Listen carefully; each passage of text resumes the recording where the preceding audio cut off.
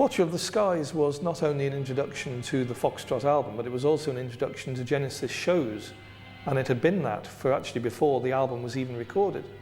So if you go to watch a band and they're playing a song that you don't know at the very start of things, that's either a big vote of confidence in the song they're playing, or they're expecting you to basically take it on board as a leap of faith.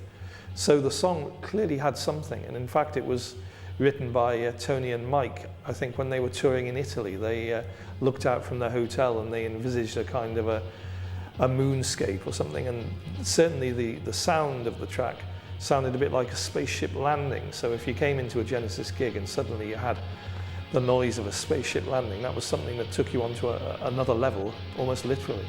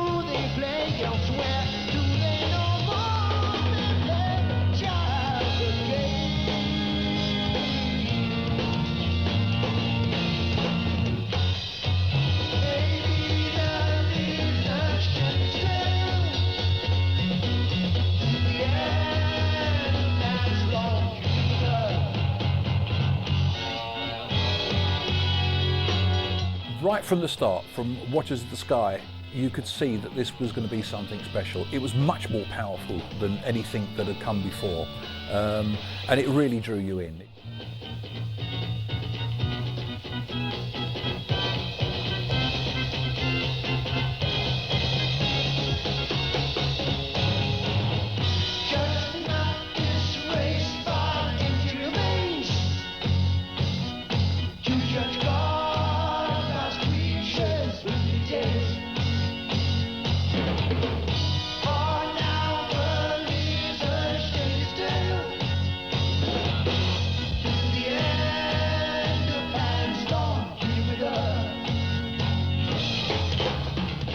Watcher of the Skies became, a live mainstay, and it's a brilliant track. I think Foxtrot's a very, very good album, and I think it's hard to pick. For me, it's hard to pick between Nursery Crime and Foxtrot as to which one I would rather listen to. It could almost be packaged as a double album, actually.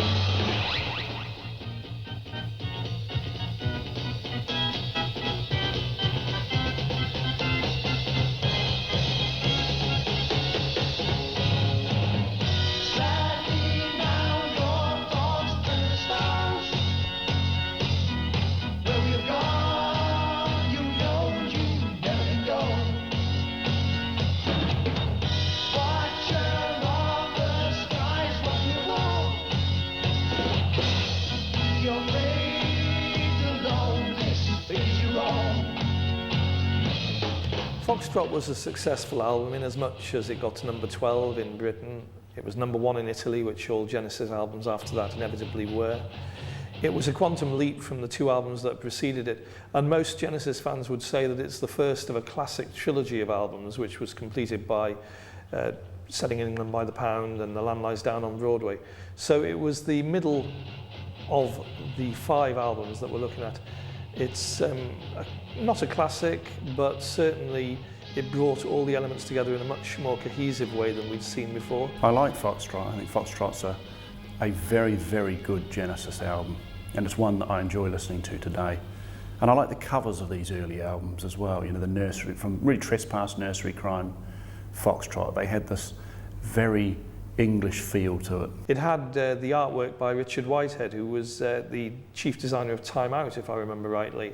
And just like the Yes artwork, the Roger Dean artwork that Yes had been associated with, certainly at that point, the artwork and the band and the music were all considered by the fans of a piece. And Peter Gabriel would take some of his visual clues from the artwork, and Foxtrot more than others. He took the fox's head and the red dress and he went on stage with them, created a little bit of a stir, didn't tell the band about it either, so they were as shocked as the audience were. And it really helped him kick ahead as a focal point and a character. But of course that also sowed the seeds of the eventual split with the band, because of course when Gabriel got as big as Genesis did, that was a source of concern. Touch me, why don't you touch me, touch me, touch me now, now, now, now, now.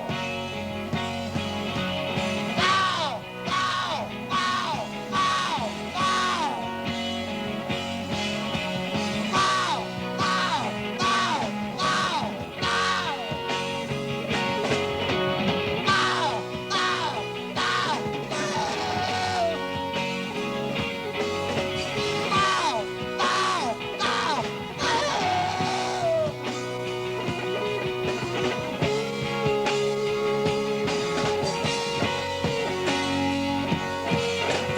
now,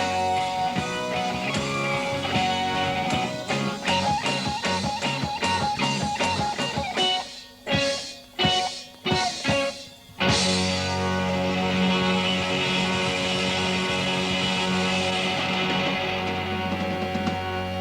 Foxtrot was the follow-up to Nursery Crime, and the growing army of Genesis fans were rewarded with Supper's Ready, a sprawling epic which was to become a firm favourite. Old Michael walked past the pet shop, which was never open, into the park, which was never closed. And seeing the park was very clean, very green, and very smooth, he took off all his clothes and began to rub his body into the clean, wet, green grass. He accompanied himself with a little tune. Went like this.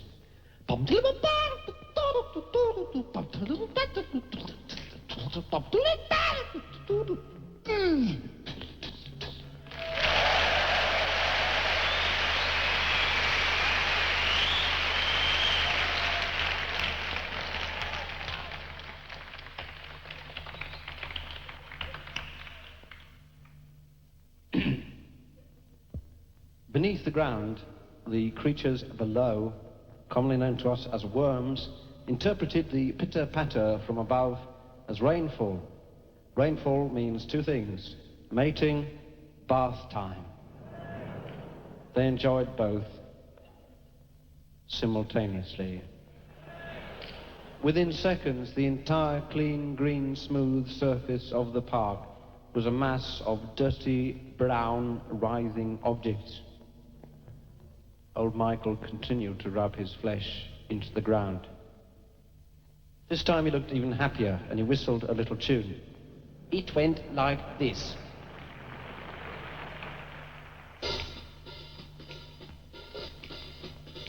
Yeah, it's a bit fast, isn't it, Phil? Faster, Phil, isn't it?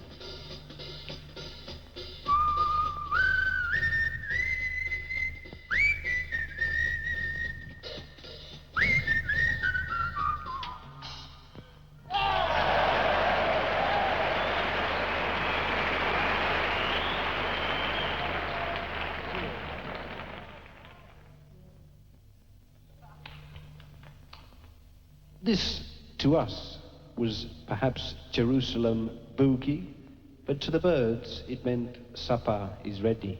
Supper's Ready really started to take shape once the band realised that they were onto something and started to formulate the piece as one big concept. Supper's Ready is a 22-minute long song, and to be honest, to actually maintain a listener's attention for that amount of time, you've got to really come up with something quite special. And I think Genesis did this in this case. Supper's Ready has been a big favourite with the fans. It features, again, that lovely picking 12-string acoustic style that actually Mike Oldfield was to take later on, and many people have said that Mike Oldfield borrowed heavily from Supper's Ready by Genesis.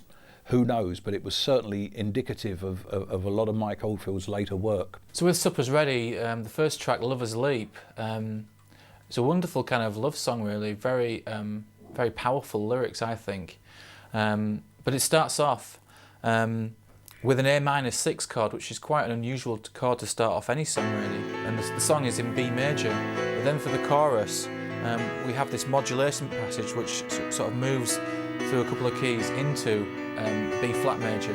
So it's quite an unusual thing to do, start off in B, and then instead of going up for the chorus, it's actually moving down one semitone, but because of this fantastic modulation, it doesn't feel like it's going down, it feels like it's going up.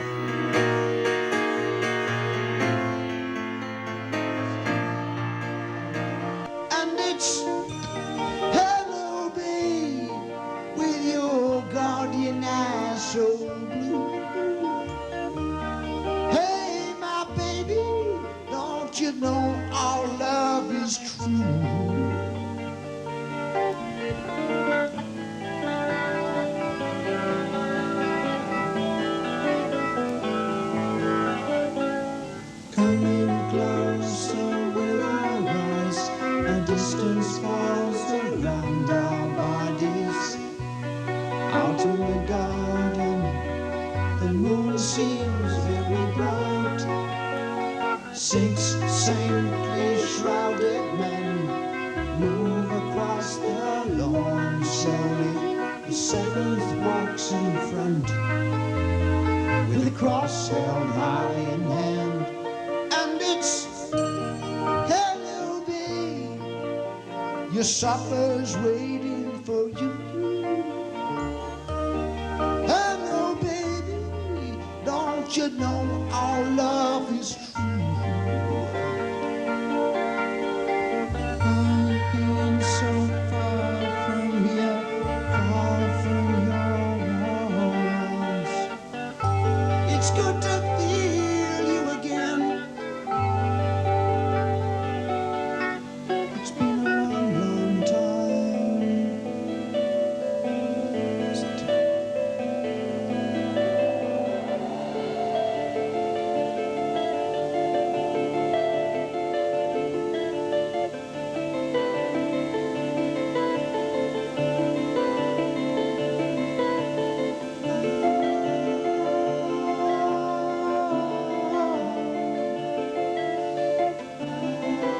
To my mind, and a lot of Genesis fans may agree or disagree on this, I don't know. However, to me, Supper's Ready is the finest piece of work Genesis ever did. Just a fucking great song.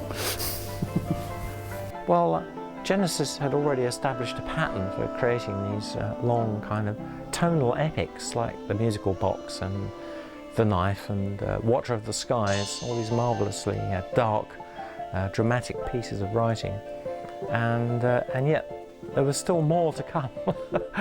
Much to everybody's amazement, they crowned all these achievements with something even bigger and better, which was Supper's Ready, which is, of course, the great anthem of progressive rock and the piece that all Genesis fans, revere.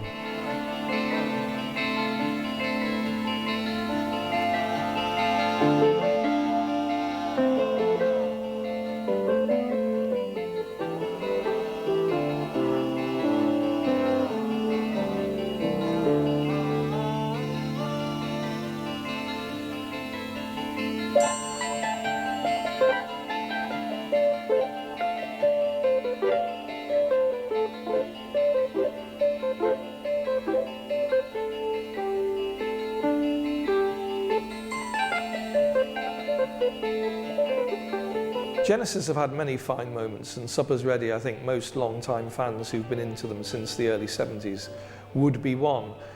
It was a typical song that they had then, in as much as it was several songs within a song, several ideas shoehorned together. I often used to wonder how the hell they managed to perform this stuff live, because without the use of written notation, if you're a musician that actually reads notes from a music stand, then it's absolutely fine. But Genesis used to play this song live without any music, and people used to think, how on earth can they remember all of that? It must have been a huge mental pressure on them every time they did this track live, yet immensely satisfying once they'd finished it.